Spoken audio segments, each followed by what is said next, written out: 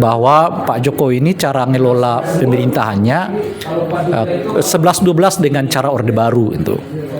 Nah, jadi kalau Anda sebut tadi Jokowi ya pengantarnya, tapi sebetulnya lebih banyak mengadopsi pikiran-pikirannya Orde Baru, sentralisme, ya,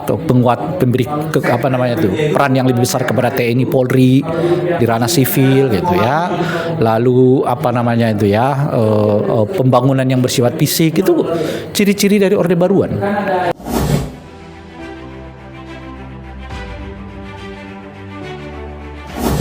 Inilah yang saya sebut tadi itu sebetulnya nggak sehat bagi pertumbuhan demokrasi kita ke depan, karena situasinya itu seolah-olah segala sesuatunya harus diselesaikan melalui polisi gitu. Jadi perdebatan akademik juga mau selesaikan melalui polisi. Kemarin kita juga udah lihat ya, keabsahan ijazah pun mau diselesaikan melalui polisi gitu. Jadi polisi ini nanti lama-lama menentukan apa yang benar, apa yang tidak benar di ranah akademik ya, di ranah sosial, di ranah macam-macam. Nah, ini yang menurut saya harus dicegah ya. Jadi tidak semua hal harus dibawa ke polisi, tidak semua diskusi harus diselesaikan di polisi seolah-olah nanti kalau apapun keputusan polisi dianggap sebagai kebenaran gitu. Misalnya Saudara Ferry yang banyak berdiskusi soal apakah kita sampai ke ranah ke swasembada pangan atau swasembada beras, ujung-ujungnya dilaporkan ke polisi. Lalu ketika disebut kenapa dilaporkan, nanti biar polisi yang menilai lah. Masa persoalan akademik kok disuruh polisi yang menilai, kan makin tidak tepat gitu. Nah, ini yang perlu kita koreksi satu. Nah, yang kedua adalah dengan saling melaporkan antar warga negara. Kan mereka yang saling melaporkan, taruhlah misalnya para aktivis, para akademisi yang kritis gitu, kan sebetulnya juga mereka berpotensi untuk dilaporkan balik kan. Kita udah lihat di beberapa tempat ya hal yang seperti itu terjadi gitu. Nah, ujung-ujungnya di antara kita tuh saling melaporkan. A laporkan B, B laporkan A nanti laporkan C laporkan lagi B, begitu terus berkelit-kelit gitu. Lama-lama ini yang saya sebut tadi itu, kita tidak sedang menegakkan hukum, tapi sedang mendirikan negara penghukum. Jadi antar warga negara saling menghukum, tangannya melalui polisi gitu. Nah, ini harus kita cegah. Jangan sampai ya negara hukum yang kita bangun itu dalam kerangka saling menghukum. Negara hukum yang kita bentuk itu dalam kerangka membuat ketertiban sosial, bukan untuk dalam rangka memasukkan orang ya sebanyak-banyaknya ke dalam penjara misalnya. Dan itu salah satunya harus dicontohkan oleh para politisi. Politisi ini harus kita mintai banyak hal lah soal yang berhubungan dengan teladan berbangsa dan bernegara, di mana mereka memperlihatkan bahwa dikritik sekeras apapun ya santai aja gitu, sebab ada kekuasaan mereka itu dijamin undang-undang gitu. Apa yang membuat mereka gelisah gitu. Nah, ini yang kedua, jangan sampai kita masuk ke negara penghukuman gitu. Sebab yang kita tegakkan itu negara hukum, bukan negara penghukum gitu ya. Nah, yang ketiga, dalam kondisi yang kayak begini ini, orang saling melaporkan sana gitu. Nanti seperti yang saya sebutkan di kedua tadi ya, kalau semangatnya itu saling menghukum, itu nanti politisi juga bisa dihukum. Kalau ada politisi yang salah bicara, nanti dibawa ke polisi gitu ya. Nanti salah ini dibawa ke polisi, cari saling menghukum gitu. Nah, akan banyak sekali laporan yang terjadi gitu, dan akibatnya ya polisi kita hanya sibuk mengurusin orang-orang yang saling melaporkan gitu. Padahal saat yang bersamaan ya kita mendengar ya, khususnya saat ini ya, tingkat kriminalitas yang kelihatan makin banyak gitu ya. Misalnya soal begal sekarang yang makin meresahkan, dan akibatnya kemudian ya seolah-olah polisi terlihat tidak mampu untuk menegakkan ketertiban di tengah masyarakat. Nah, ujung-ujungnya ya itu tadi, tentara oke, kami juga bisa kok kalau diminta untuk menertibkan begal gitu ya, dan seterusnya gitu. Jadi unprofesional, di banyak tempat kita menjadi unprofesional karena setiap institusi disibukkan oleh urusan-urusan yang sebetulnya nggak urgent bagi kehidupan bangsa dan negara gitu. Nah, oleh karena itulah menurut saya ya, pelaporan-pelaporan yang seperti yang tadi disebutkan tuh ya, pasal penghasutan kepada 3 orang itu harus disikapi lebih kritis, bukan oleh kita tapi oleh polisi. Nah, itu yang saya sebut tadi. Nanti kalau yang melaporkan dilaporkan balik, nanti ada pula yang melaporkan bilik-bilik. Lah repot gitu. Ujungnya ya kita ujung-ujungnya ya bolak-balik begitu aja gitu. Sementara persoalan-persoalan yang berhubungan dengan penegakan ketertiban publik makin tidak tertangani dengan baik ya. Kriminalitas yang berhubungan dengan begal, dan pencurian. Kemarin-kemarin juga ada katanya hantu pocong yang muncul di tengah masyarakat gitu ya. Dan berbagai kejahatan-kejahatan lain. Nah, ya makanya kita berharap polisi itu harus disebutkan untuk sesuatu yang benar-benar kejahatan, yang memiliki implikasi bagi bagi individu lagi warga negara. Jangan disebutkan urusan politik, jangan urusan perbedaan pendapat, jangan urusan ijazah gitu loh, Bah. Ini polisi pun ikut soal asli apa tidak asli ijazah, kan repot kita. 2-3 hari nanti soal KTP pun nanti polisi juga dilibatkan. Itu yang saya sebut ukuran-ukuran akademik pun nanti ditentukan oleh polisi. Banyak sekali nanti tugas polisi, sementara tugas pokoknya malah terabaikan gitu. Nah, ini yang perlu kita cegah. Saya kira ya kita semua yang khususnya mereka yang berada di lingkaran kekuasaan, yang perlu kita bangun tuh negara hukum, bukan negara penghukum. Kan ada kesan itu Pak ya, instrumen hukum seperti undang-undang ITE yang selalu dipakai sebagai alat pemukul politik. Nah, bagaimana Bapak melihat penggunaan oleh pihak otoritas dalam fenomena ini, Pak? Ya, kalau negara penghukum itu sebetulnya pasal itu formalitas saja. Ya, mau pakai pasal yang mana dulu nih, itu formalitas saja. Yang substansinya itu udah jauh dari apa yang disebut dengan penegakan hukum.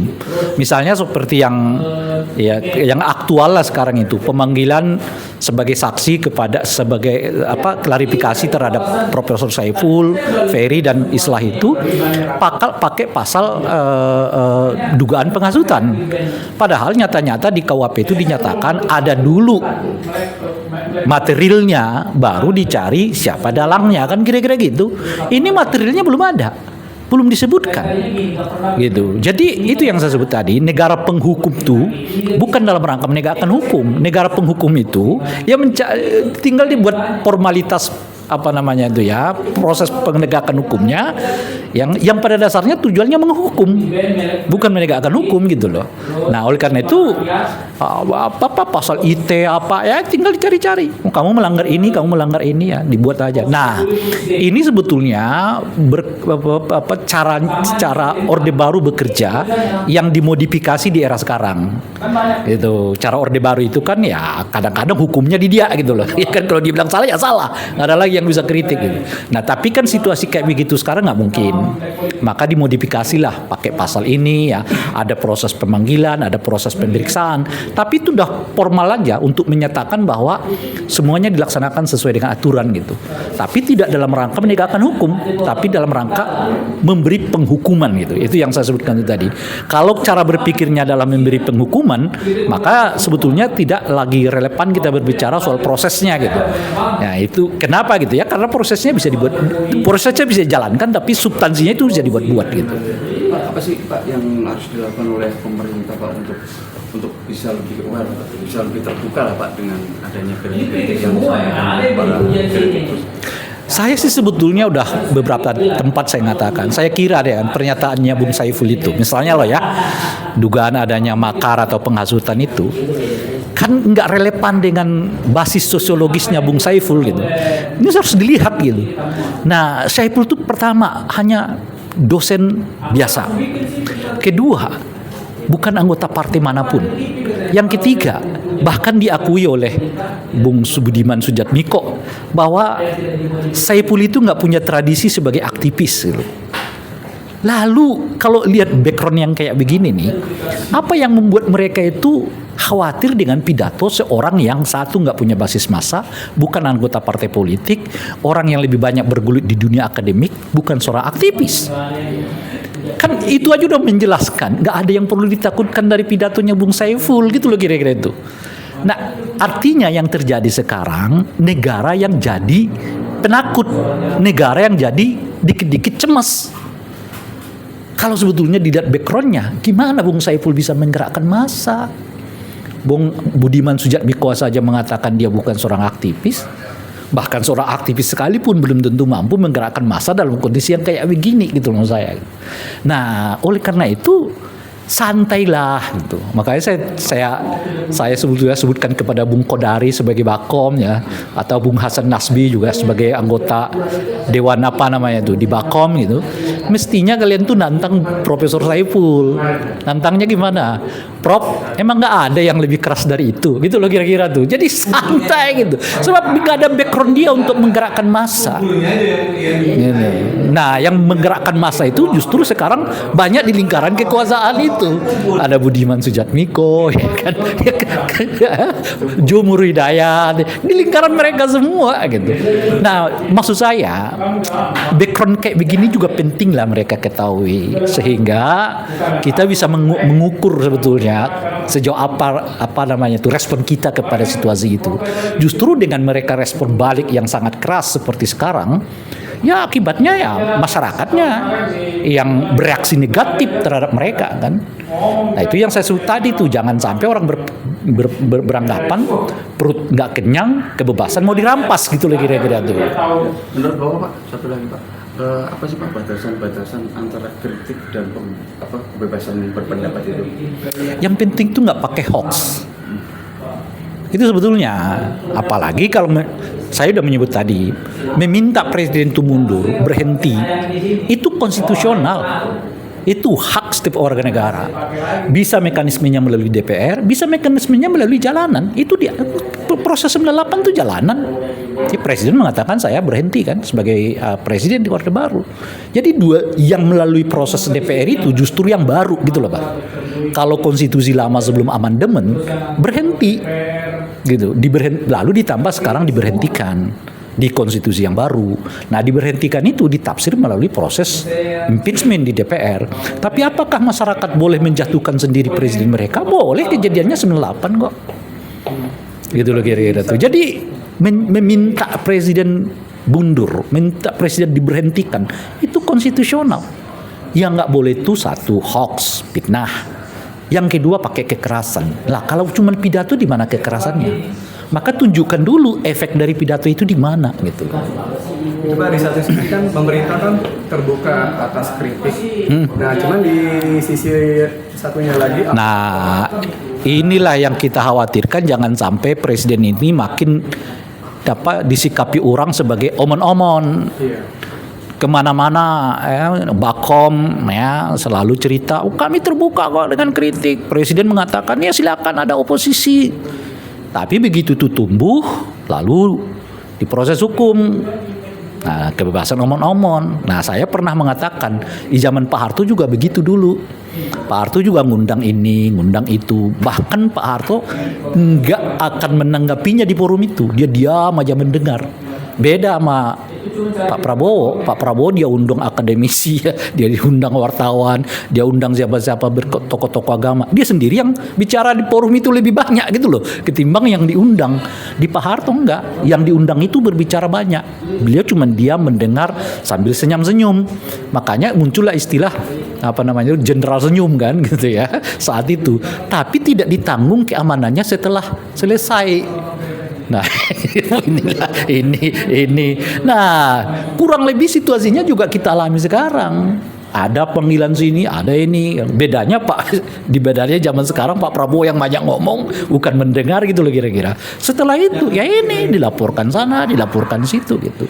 Nah, jadi pernyataan mereka yang menyebut bahwa presiden tuh, maksud saya begini, jangan sampai pertunjukan dengan ngundang orang itu ya untuk memperlihatkan adanya kebebasan gitu loh Pak. Padahal yang terjadi setelah itu adalah penghukuman gitu.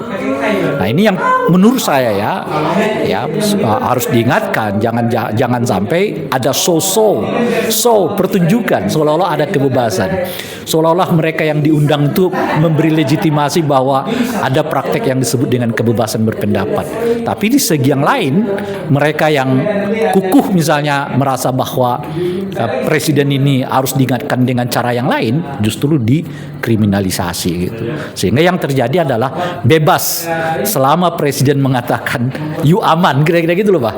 Tapi nggak bisa bebas kepada mereka yang presiden nggak beri jaminan itu gitu. Bagaimana Bapak membaca dualisme ini, Pak? Apakah masih pengaruh dari rezim residu Jokowi? Enggak, bukan hanya Jokowi. Saya kira ada banyak pengaruh cara berpikir di Pak Prabowo itu yang mengadopsi Orde Baru. Gitu. Termasuk Jokowi. Jokowi itu menurut saya pernah mengatakan di 2019 ya, bahwa Pak Jokowi ini cara ngelola pemerintahannya 11-12 dengan cara Orde Baru itu. Nah, jadi kalau Anda sebut tadi Jokowi ya pengantarnya, tapi sebetulnya lebih banyak mengadopsi pikiran-pikirannya Orde Baru, sentralisme, ya, peran yang lebih besar kepada TNI Polri di ranah sivil gitu ya, lalu pembangunan yang bersifat fisik, itu ciri-ciri dari Orde Baruan yang kadang-kadang nggak penting cara, yang penting itu tujuannya gitu. Nah, itu ciri-ciri Orde Baruan. Jadi Pak Prabowo ini nggak hanya kebawa langgam dari Pak Jokowi, sebab menurut saya juga Pak Jokowi kebawa langgam Orde Baru gitu loh. Jadi dua-duanya ya, khususnya di periode kedua dari Pak Jokowi ya, itu ya bacaan saya adalah orang-orang yang melanggengkan ya cara berpolitik ya, cara berpikir berpolitik ala Orde Baru gitu. Cukup ya?